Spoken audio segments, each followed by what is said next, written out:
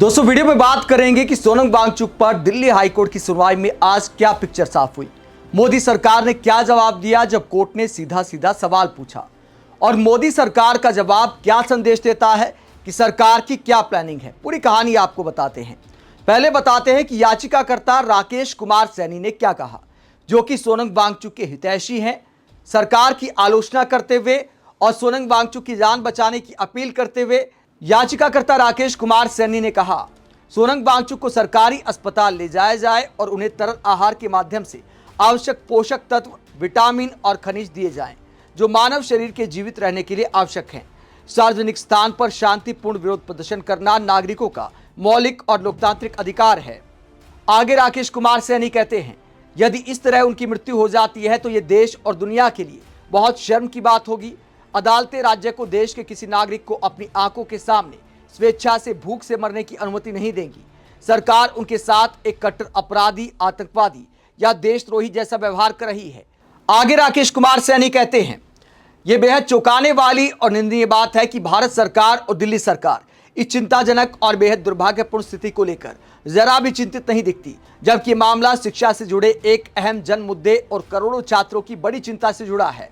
तो मोदी सरकार और दिल्ली सरकार पर सवाल खड़े करते हुए सोनम वांगचुक की जान बचाने की अपील करते हुए ये याचिका दिल्ली हाईकोर्ट में आई थी, और यह भी कहा गया था कि 2-3 दिन में सोनम वांगचुक की मौत भी हो सकती है अगर वो अनशन पर बने रह सकते हैं।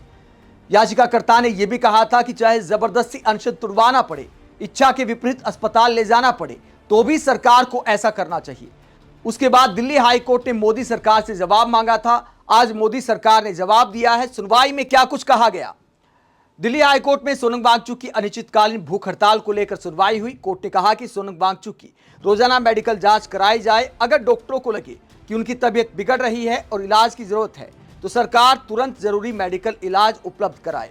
तो सरकार ने कहा कि डॉक्टर लगातार उन पर निगरानी रखें, यह सरकार की जिम्मेदारी है। आगे क्या हुआ।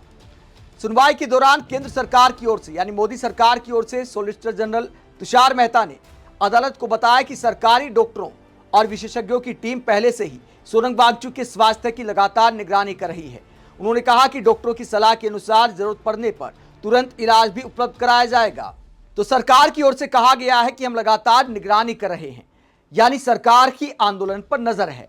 दोस्तों कोर्ट में मोदी सरकार का ऐसा जवाब यह भी दिखाता है कि सरकार की नजर तो है, तो जानबूझकर अनदेखा किया जा रहा है।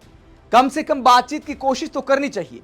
क्या सरकार की बस यही प्लानिंग है? ये जवाब यही सवाल उठाता है कि क्या मोदी सरकार की यही प्लानिंग है कि डॉक्टर निगरानी रखेंगे, अगर सेहत बिगड़ने लगे, अगर जान जोखिम में लगे तो अस्पताल चाहे जबरदस्ती करनी पड़े शिफ्ट किया जाएगा।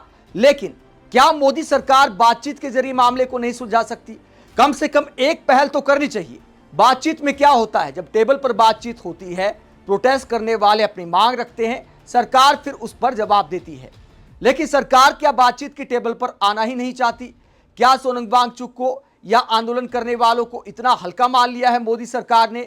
यह जवाब इसी बात को दिखाता है कि सरकार ये तो कहती है कि डॉक्टरों को लगा रखा है निगरानी के लिए, लेकिन बातचीत का रास्ता अब तक सरकार ने नहीं खोला है। तो यह जवाब पूरी कहानी बयां करता है। सरकार की दलील सुनने के बाद दिल्ली हाईकोर्ट ने जबरदस्ती अनशन तुड़वाने जैसा कोई आदेश तो नहीं दिया है। फिलहाल तो डॉक्टरों की निगरानी का ही आदेश दिया गया है, यानी अभी अनशन लंबा चल सकता है। 20 जुलाई को संसद की ओर मार्च है। कोकरू जनता पार्टी का धर्मेंद्र प्रधान के इस्तीफे को लेकर तो सरकार पर दबाव धीरे धीरे बनता जा रहा है, जैसे जैसे सोनम वांगचुक की सेहत बिगड़ती जा रही है। हालांकि उनका एक वीडियो भी सामने आया है कि वो और कितने दिन टिक सकते हैं। सोनम वांगचुक ने नया वीडियो जारी करते हुए क्या अपडेट दी है, जरा सुनिए। बड़े मुश्किल से आज फिर आप लोगों से जुड़ पा रहा हूँ 18वें दिन, क्योंकि आप लोगों के हजारों संदेश आए कि मैं अनशन तोड़ दूं, कुछ खा लूं। बड़े बुजुर्ग नेतागण आकर मुझे कोई प्यार से कोई गुस्से में बोल रहे हैं, और कुछ ने तो अदालत से अपील की है कि सरकार मुझे जबरदस्ती खाना खिलवाए। दो बातें हैं। पहला तो अगर मैं खा भी लूं तो उससे क्या बदलेगा और क्या संदेश जाएगा? सरकार को तो यही संदेश जाएगा कि जवाबदेही की जरूरत नहीं है, वो बैठ जाते हैं, वो चले जाते हैं। और दूसरी बात, मेरी हालत कुछ ऐसी भी नहीं है कि मैं 2-4 दिन में मर जाऊं। बहुत सारे मेडिकल टेस्ट होते रहे हैं, रिजल्ट्स काफ़ी नॉर्मल है 18 दिन के अनशन के लिए। आज ईसीजी भी हुआ, बुरा नहीं है। तो इसलिए मैं अभी कई दिन चल सकता हूँ। हाँ, कमज़ोरी है, मेरे मसल्स ख़त्म हो रहे हैं, मगर मेरा दिल और कोर अभी भी ठीक चल रहा है। तो इसलिए सिर्फ अनशन तोड़ने को कहने के बजाय मैं आप लोगों से विनती करूंगा कि आप भी एक छोटा कदम उठाएं। 20 जुलाई को इतनी बड़ी संख्या में आएं कि एक संदेश सरकार को जाए, और मैं तो कहूँगा उस दिन सारे स्कूलों, कॉलेजों, विश्वविद्यालयों से कि वो उसे एक्सपीरियंशियल एजुकेशन का दिन मनाएं, एनईपी के अंतर्गत, न्यू पॉलिसी ऑन एजुकेशन के अंतर्गत, क्योंकि उस दिन बच्चे अभ्यास कर पाएंगे पॉलिटिकल साइंस का एक अनोखा लेसन, जो कि इतिहास का हिस्सा होगा, जिसमें वो खुद शिरकत हो पाएंगे और सीख पाएंगे कैसे लोकतंत्र चलता है जनता की ओर से भी। तो 20 जुलाई को बहुत से सांसदों के साथ आप सब आइए, हजारों की संख्या में हम सब मिलके इस मुद्दे को संसद के हवाले करेंगे, तो मुझे भी भरोसा होगा कि अब ये सही हाथों में गया है। उससे पहले भी आप कुछ कर सकते हैं, वो ये कि आप इस नंबर पर मिस कॉल देकर बता सकते हैं कि आप आ रहे हैं, और इस वेबसाइट पर भी अपना नाम रजिस्टर कर सकते हैं। इतना तो आप ज़रूर करेंगे, हमारी उम्मीद है। जय हिंद। तो सोनम वांगचुक कहते हैं कि उनकी हालत अभी इतनी खराब भी नहीं है कि और कुछ दिन अनशन ना कर सके।